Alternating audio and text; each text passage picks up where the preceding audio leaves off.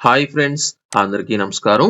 ఆంధ్రప్రదేశ్ ప్రభుత్వం అందరికీ ఇల్లు అంటే హౌసింగ్ ఫర్ ఆల్ అనే స్కీమ్‌కి సంబంధించిన మార్గదర్శకాలతో పాటు మనకు వచ్చే నెలలో టోటల్‌గా ఎన్ని ఇళ్ళు అనేది ప్రారంభించబోతున్నారు. అలాగే కొత్తగా రిజిస్ట్రేషన్ చేసుకోవాలి అనుకున్న వారికి సంబంధించి ఎప్పటిలోపల రిజిస్ట్రేషన్ చేసుకున్నట్లయితే మొదటి విడతలో మీకు ఇల్లు అనేది శాంక్షన్ చేయబోతున్నారు. అలాగే రెండో విడతలో ఎంతమందికి ఇల్లు అనేది శాంక్షన్ చేయబోతున్నారు. అలాగే దీనికి సంబంధించి ఎప్పటి నుంచి ఎవరికి ఈ యొక్క ఇల్లు అనేది ఇస్తారు. దీనికి సంబంధించిన అర్హతలతో పాటు మీకు కొన్ని కీలక అప్డేట్‌లయితే తెలియజేస్తాను. అంటే ఖచ్చితంగా మీకు ఇల్లు రావాలంటే ఏం చేయాలో ఇప్పుడు నేను మీకైతే తెలియజేస్తాను. ఇలాంటి తాజా అప్డేట్స్ కోసం మీరు వెంటనే viral Vasu YouTube channel subscribe చేయండి. అలాగే ఇళ్ళకి సంబంధించి మీరు ఆన్‌లైన్‌లో రిజిస్ట్రేషన్ చేసుకోవాలి అనుకున్నట్లయితే కేంద్ర ప్రభుత్వం అందజేస్తున్న ప్రధాన మంత్రి ఆవాస్ యోజన పథకానికి సంబంధించి మీరు ఆన్‌లైన్‌లో రిజిస్ట్రేషన్ చేసుకోవాలి అనుకున్నా, లేదా గ్రామీణ ప్రాంతాల్లో 3 సెంట్ల ఇంటి స్థలానికి రిజిస్ట్రేషన్ చేసుకోవాలి అనుకున్నా సరే డిస్క్రిప్షన్‌లో నేను మీకు ఒక లింక్ ఇచ్చాను. ఆ యొక్క లింక్ ద్వారా మీరైతే రిజిస్ట్రేషన్ అయితే చేసుకోండి. ఇక ఆంధ్రప్రదేశ్ ప్రభుత్వం తాజాగా తీసుకున్న కీలక నిర్ణయాల ప్రకారం గనక చూసుకున్నట్లయితే ఆంధ్రప్రదేశ్ వ్యాప్తంగా గ్రామీణ ప్రాంతాల్లో 3 సెంట్ల ఇంటి స్థలం, అలాగే పట్టణ ప్రాంతాల్లో 2 సెంట్ల ఇంటి స్థలం ఇవ్వాలనైతే నిర్ణయించడం జరిగింది. దీనికి సంబంధించి ఇప్పటికే కేంద్ర ప్రభుత్వానికి సంబంధించి ఇచ్చిన ప్రతిపాదనలో పట్టణ ప్రాంతాల్లో 3,86,000 మందికి సంబంధించిన అప్లికేషన్లు వచ్చినట్లు ప్రస్తుత ప్రభుత్వం అయితే తెలియజేయడం జరిగింది. ముందుగా పట్టణ ప్రాంతాలకు సంబంధించి చెప్తాను. తర్వాత గ్రామీణ ప్రాంతాలకు సంబంధించిన అప్డేట్ అయితే ఇస్తాను. ముందుగా ఏపీ ప్రభుత్వం తాజాగా ఇచ్చిన కీలక అప్డేట్ ప్రకారం పట్టణ ప్రాంతాల్లో ఇప్పటివరకు 3,86,000 మందికి సంబంధించి ఈ యొక్క అప్లికేషన్ అనేది వచ్చినట్లు మొదటి విడతలో భాగంగా కేంద్ర ప్రభుత్వం ప్రధాన మంత్రి ఆవాస్ యోజన పథకంలో భాగంగా 50,000 మందికి ఇల్లు అనేది మంజూరు చేసినట్లు సమాచారం రావడం జరిగింది. ఖచ్చితంగా లబ్ధిదారులకు ఈ యొక్క మంజూరు పత్రాలు అందిన తర్వాత మార్చి నుంచి ఇళ్ల నిర్మాణ పనులు ప్రారంభించాలని, ఖచ్చితంగా మీకు ఇల్లు అనేది శాంక్షన్ అనేది అయిన తర్వాత 2 సంవత్సరాల లోపల ఇంటి నిర్మాణ పనులు ప్రారంభించాలని అప్డేట్ అయితే ఇవ్వడం జరిగింది.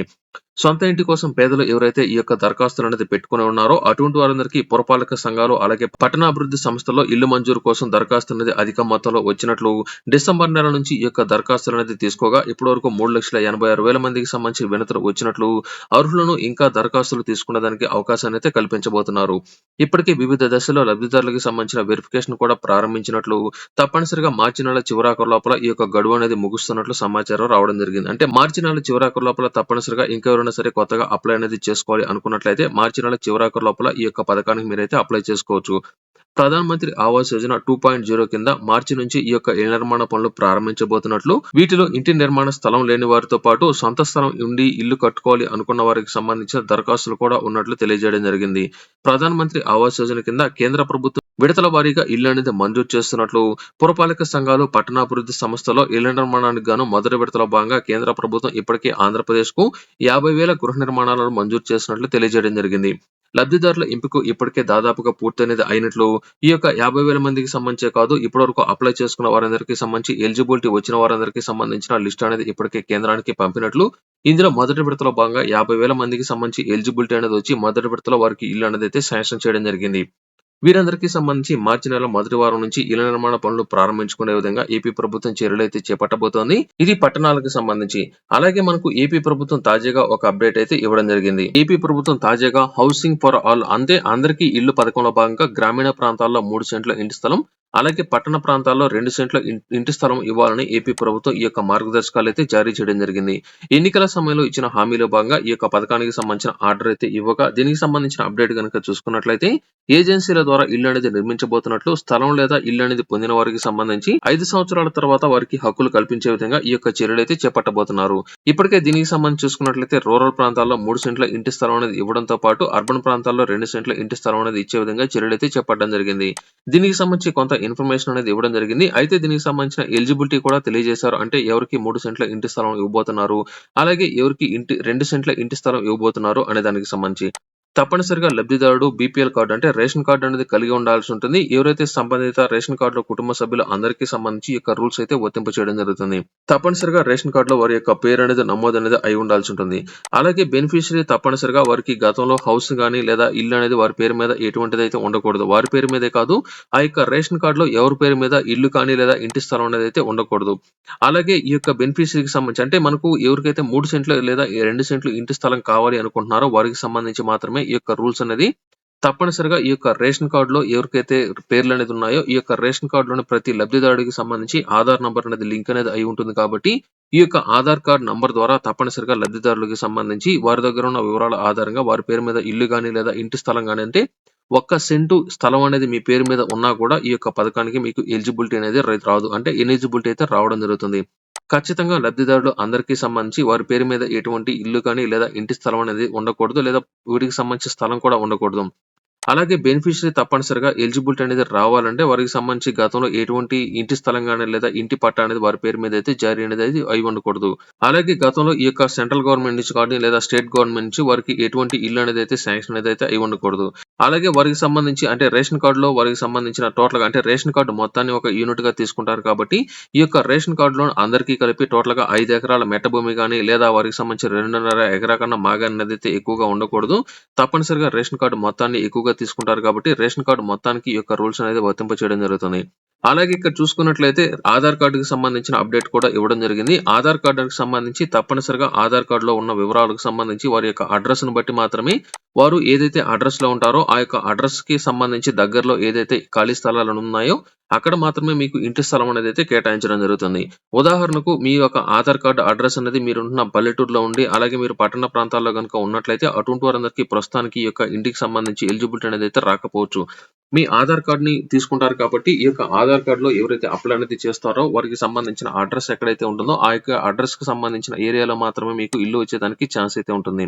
అలాగే మరొక అప్డేట్ ఏంటంటే మీకు ఈ యొక్క ఇంటికి సంబంధించి 2 సెంట్లు, 3 సెంట్లు ఇంటి స్థలం అనేది రావాలనుకున్నట్లయితే గత ప్రభుత్వంలో మీకు ఇల్లు అనేది మంజూరు అనేది చేసి ఉండి ఆ యొక్క ఇంటికి సంబంధించిన కోర్టు కేసులో కావచ్చు, ఇతరత్ర కేసుల్లో గనుక ఉన్నట్లయితే అటువంటి వారందరికీ సంబంధించి కొత్త హౌస్ అనేది వారికైతే జారీ చేయడం జరుగుతుంది. అలాగే గత ప్రభుత్వ హయాంలో ఏదైతే ఇంటి పట్టా అనేది ఇచ్చున్నారో ఈ యొక్క ఇంటి పట్టా మొత్తాన్ని అయితే రద్దు చేసి కొత్తగా ఈ యొక్క ఇంటి పట్టా మీకైతే అందజేస్తారు. అది కూడా కొత్తగా ఎక్కడైతే ఇల్లు స్థలాలు అనేది ఇవ్వబోతున్నారో ఆ యొక్క ప్రాంతాల్లో. అలాగే కొన్ని ప్రాంతాల్లో గనుక చూసుకున్నట్లయితే ఇంటి పట్టా అనేది ఇచ్చిన తర్వాత చాలా ప్రాంతాల్లో వారికి ఇల్లు అనేది దూరంగా ఉన్నట్లు వారికి ఉండడానికి సౌకర్యాలు లేని ఏరియాలో చాలా వరకు ఉన్నారని చాలా మంది ఇల్లు అనేది కట్టుకోకుండా అలాగే వదిలివేయడం జరిగింది.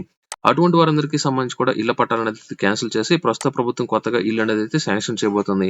అలాగే గత ప్రభుత్వ హయాంలో ఇళ్ల పట్టాలు తీసుకున్న వారికి సంబంధించి ఇంకా ఎవరైతే చాలా మంది ఇల్లు కట్టుకోకుండా అలాగే ఉన్నారో అటువంటి వారందరికీ సంబంధించి ఇళ్ల పట్టాలు కూడా క్యాన్సిల్ అనేది చేసి ప్రస్తుత ప్రభుత్వంలో ఈ యొక్క 2 సెంట్లు, 3 సెంట్లు ఇంటి స్థలాన్ని వారికైతే కేటాయించబోతున్నారు. అలాగే గత ప్రభుత్వ హయాంలో ఇళ్ల పట్టాలనేది పొందిన వారు ఇంకా ఇల్లు గనుక శాంక్షన్ అనేది కాకపోయినా లేదా వారికి సంబంధించి ఇల్లు అనేది వద్దనుకున్నట్లయితే ప్రస్తుత ప్రభుత్వంలో అటువంటి వారందరికీ ఇల్లు మీకైతే శాంక్షన్ చేయడం జరుగుతుంది. దీనికి సంబంధించి వెరిఫికేషన్ అనేది ఏ విధంగా ఉండబోతుంది అనే దానికి సంబంధించి కొంత అప్డేట్ అయితే వారికైతే ఇవ్వడం జరిగింది. ఇందులో మరికొన్ని పాయింట్స్ ఇప్పుడు నేను మీకైతే తెలియజేస్తాను.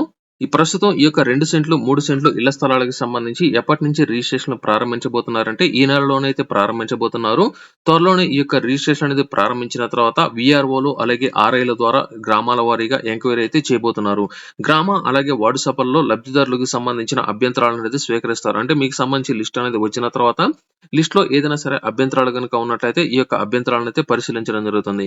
కలెక్టర్లు, తహసీల్దార్లు, కమిషనర్లు తుది జాబితా అయితే ప్రకటించడం జరుగుతుంది. అంటే ఫైనల్ ఎలిజిబిలిటీ మీకైతే ప్రకటించడం జరుగుతుంది. అది కూడా మీకు ఎలిజిబిలిటీ అనేది వచ్చిన తర్వాత తప్పనిసరిగా లబ్ధిదారులందరూ గుర్తుపెట్టుకోండి. తప్పనిసరిగా మీకు ఈ నెల చివరాఖరు లోపల గాని లేదా వచ్చే నెలలో మీరు ఎవరైతే రిజిస్ట్రేషన్ అనేది పూర్తి చేసుకుంటారో అటువంటి వారందరికీ మాత్రమే మొదటి విడతలో భాగంగా మీకు ఇల్లు అయితే మంజూరు చేయబోతున్నారు.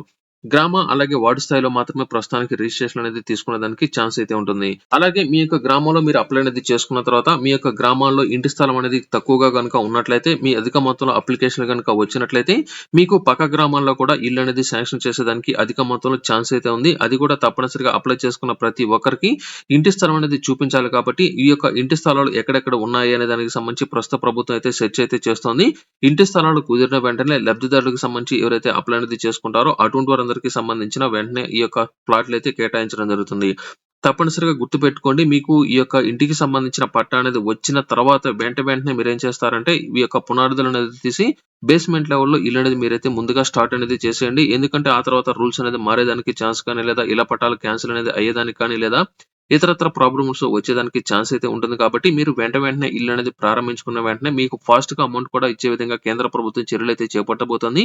ఎవరికైతే ఇల్లు అనేది వెంటనే స్టార్ట్ అనేది చేసుకుని వేగంగా ఎవరైతే ఇల్లు అనేది ముందుగా కట్టుకుంటారో అటువంటి వారందరికీ సంబంధించి ఎప్పటికప్పుడు ఆన్లైన్ లో అంటే గతంలో కూడా ఈ యొక్క ప్రాసెస్ అనేది లేట్ అనేది చేసేవారని ప్రస్తుతం అలా కాకుండా ఈ సంబంధిత అధికారులు ఈ యొక్క ఫాస్ట్ గానే లబ్ధిదారులకు సంబంధించి ఇల్లు అనేది కట్టుకున్న వెంటనే వారికి సంబంధించిన వివరాలు అనేది ఆన్లైన్ లో అప్డేట్ చేయడంతో పాటు వారికి సంబంధించి ఫోటోలు అనేది తీసి అప్లోడ్ అనేది చేయబోతున్నారు. తప్పనిసరిగా కుటుంబ పెద్ద ఎవరైతే ఉంటారో అంటే ఎవరి పేరు మీద అయితే ఇల్లు అనేది కట్టబోతున్నారో ఆ యొక్క మహిళకి సంబంధించిన ఆధార్ బేస్డ్ పేమెంట్లు మాత్రమే ప్రస్తుతం వేస్తున్నారు కాబట్టి ఫాస్ట్ గా పేమెంట్ అనేది వారికి వచ్చే విధంగా కూడా చర్యలు అయితే చేపట్టబోతున్నారు. ఇది ప్రస్తుతానికి తాజాగా ఉన్న కీలక అప్డేట్. మనకు త్వరలోనే ఈ యొక్క గ్రామాల్లో 2 సెంట్లు, 3 సెంట్లు ఇళ్లకు సంబంధించిన రిజిస్ట్రేషన్‌లయితే ప్రారంభించబోతున్నారు. ప్రస్తుతానికి మనకు పట్టణ ప్రాంతాల్లో మాత్రం 50,000 మందికి సంబంధించి మొదటి విడతలో ఇళ్లయితే మంజూరు చేయడం జరిగింది. త్వరలోనే గ్రామీణ ప్రాంతాలు అంటే మనకు ఎవరికైతే సొంత స్థలం అనేది ప్రస్తుతం కలిగి ఉన్నారో అటువంటి వారందరికీ ప్రస్తుతానికి ఇళ్లయితే శాంక్షన్ అయితే కేంద్ర ప్రభుత్వం చేస్తోంది. 2 సెంట్లు, 3 సెంట్లు ఇంటి స్థలం అనేది ప్రస్తుత ప్రభుత్వం అంటే ఆంధ్రప్రదేశ్ ప్రభుత్వం ఉచితంగా అందజేస్తుంది కాబట్టి ఉచితంగా అందజేసిన తర్వాత మీకు ఫ్లాట్‌లనేది కేటాయించిన తర్వాత కేంద్ర ప్రభుత్వం ప్రధానమంత్రి ఆవాస్ యోజన పథకానికి సంబంధించిన ఇల్లు మీకైతే శాంక్షన్ చేయడం జరుగుతుంది. అప్పటి వరకు కేంద్ర ప్రభుత్వం మీకు ఇల్లు అయితే శాంక్షన్ అయితే చేయదు. ఖచ్చితంగా మీకు స్థలం అనేది ఎవరికైతే కలిగి ఉంటారో, స్థలం కలిగిన వారికి మాత్రమే ముందుగా ఇల్లు అనేది అయితే శాంక్షన్ చేస్తున్నారు. ప్రస్తుతం మొదటి విడతలో భాగంగా ఎవరికైతే సొంత స్థలం కలిగిన లబ్ధిదారులు ఉన్నారో అటువంటి వారందరికీ ఇల్లు అనేది అయితే శాంక్షన్ చేస్తున్నారు కాబట్టి ఎవరికైతే సొంత స్థలం గాని లేదా సొంత ఇల్లు అనేది లేదో అటువంటి వారందరికీ 3 సెంట్లు, 2 సెంట్లు ఇంటి స్థలం అనేది ఆంధ్రప్రదేశ్ ప్రభుత్వం ఇచ్చి మీ పేరు మీద రిజిస్ట్రేషన్ అనేది చేసిన తర్వాత మీకు ఇళ్ల పట్టా అనేది వచ్చిన తర్వాత మాత్రమే కేంద్ర ప్రభుత్వం మీకు ఇల్లు అయితే శాంక్షన్ చేయడం జరుగుతుంది. అప్పటి వరకు మీకు ఇండ్లు అనేది శాంక్షన్ అయితే కాదు. ఇది మీరైతే గుర్తుపెట్టుకోండి. ఇది టోటల్‌గా ఈ యొక్క వీడియోలో మీరు కేంద్ర ప్రభుత్వం అందజేస్తున్న ఇల్లు కావచ్చు లేదా ఏపీ ప్రభుత్వం అందజేస్తున్న ఇళ్లకు సంబంధించి మీరు ఆన్‌లైన్‌లో రిజిస్ట్రేషన్ చేసుకోవాలి అనుకున్నట్లయితే డిస్క్రిప్షన్‌లో నేను మీకు ఒక లింక్ ఇచ్చాను. ఆ యొక్క లింక్ ద్వారా ఒకసారి అయితే రిజిస్ట్రేషన్ అయితే చేసుకోండి.